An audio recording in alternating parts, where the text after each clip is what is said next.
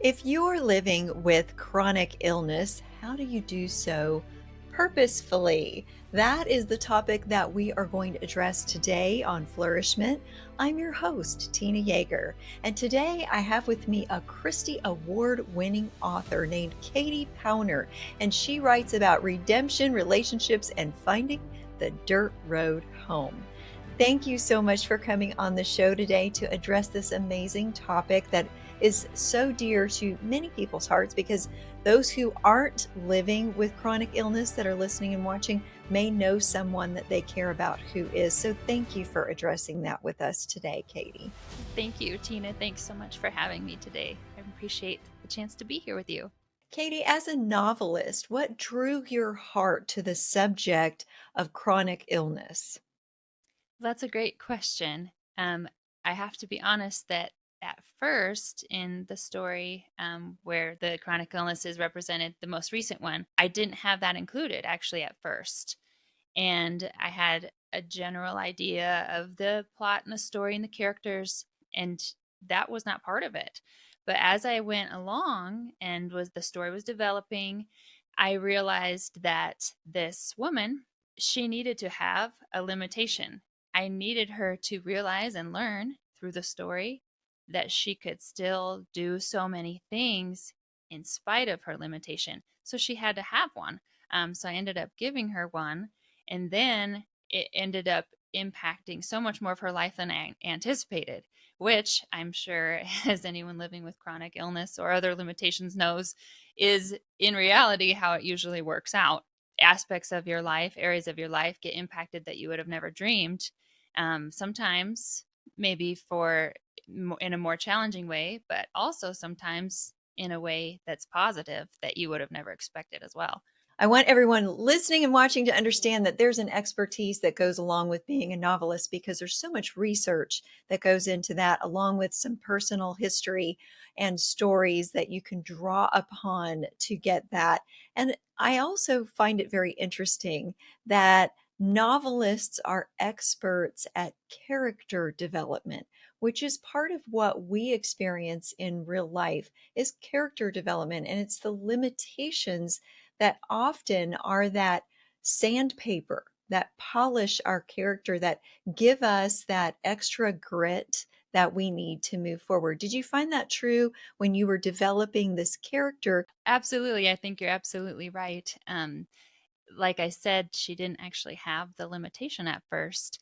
And I realized that, developing that character, because you're talking about developing a character, her character was sort of flat in a way. There was only so far that she could go. And of course, I couldn't help but think of the Lord and the challenges, limitations that He brings into our life, and thinking about, well, what if He's seeing this big picture, seeing that we're so stuck, that there's only so far we can go, there's only so far we can develop where we're at, unless we're given this extra challenge, limitation, illness, whatever it is. And that's exactly how I was able to see Anita in my story, kind of that taking that broad perspective, looking at it from the big picture that only I can see because I'm the author of the story. But of course, God is the author of our story, of the story. And so I spent a lot of time thinking about that as I was writing the book, the correlation to God's work in our life, and how then I, as an author, get to do that in a small way. And it's just a tiny little picture or a tiny little example of what God's doing every day. It's sort of like the grit that makes the pearl in the oyster, right? Right, exactly. So let's turn to chronic illness as a type of limitation that's very different than all of the challenges that we may otherwise face. There are challenges, there are limitations. We all struggle with those. But chronic illness has its own particular type of struggle. Can you talk about how that differs from some of the other limitations that we might face? That's a great point. And I personally don't have a chronic illness. So, of course, anything that I refer to about it is limited in my perspective because I haven't lived that. And a lot of people have and have for years and years and have struggled through that. And my heart really goes out to them. And I don't want to speak for them. But I do think that like you said, it's a unique thing. Because, for example, for me, I haven't had a chronic illness, but I have had really specific limitations, which have come in the form of foster babies that we have fostered who have a lot of needs, who put a real limitation on my life of what I can and can't do, where I can and can't go, how I live my life based on them and their needs coming in and changing everything and rearranging my life. So, but that, of course, is kind of an external thing. With a chronic illness, it's internal, it's personal, it's your own body, and you carry that with you wherever you're going, whether you're at home or whether you go to work or whether you're with your friends. You have to carry that around with you. It makes me think of like Paul in the Bible. He talks about that thorn in the flesh that he prayed to have it removed, but it wasn't.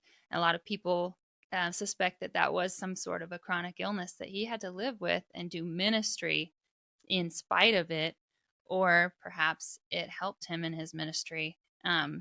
I like to think that people with chronic illness, they suffer. I know they suffer a lot and it's really hard, but I also think that they're given a certain opportunity to suffer well that maybe some of us never get to have.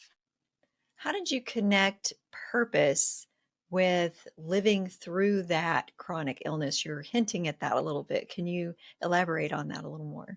In the story,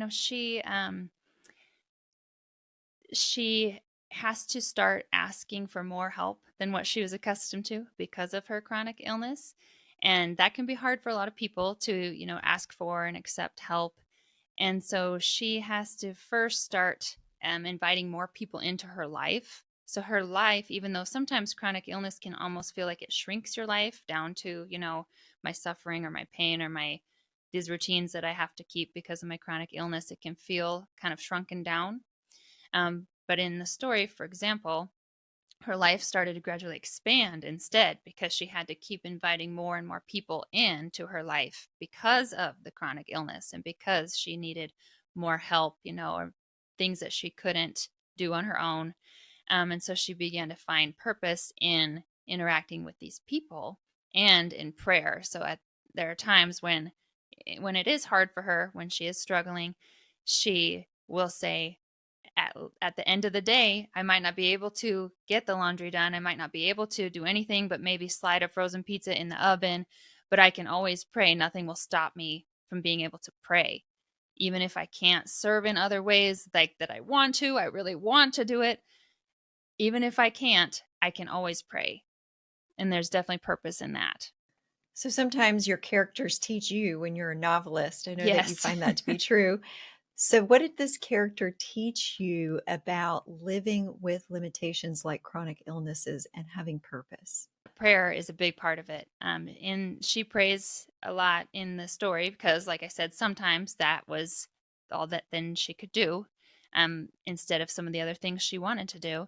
And that resulted in me just using so much more prayer as I was writing than had in the past. I've always prayed over my stories, but here I am writing about somebody that's using prayer so much. I felt like my prayer life had to really grow because I can't give her this prayer life that I don't have myself, that I know nothing about.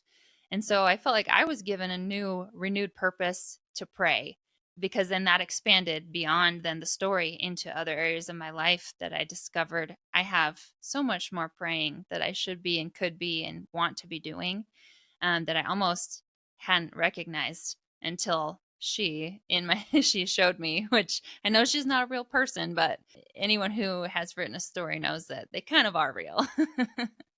How can readers get a copy of some of your vivid novels and connect with the wonderful lessons and experiences that can be beneficial to them as readers? All my books are in major book stores like Barnes and Noble, but also on Amazon. And all of the links are on my website, which is katiepowner.com. So from there, you can get to any other retail site or online site or link that you need. I hope that all of you listening were inspired to see things differently in terms of living purposefully with chronic illness and other limitations you might face. And of course, I also hope that you will come back for the next episode of Flourishment.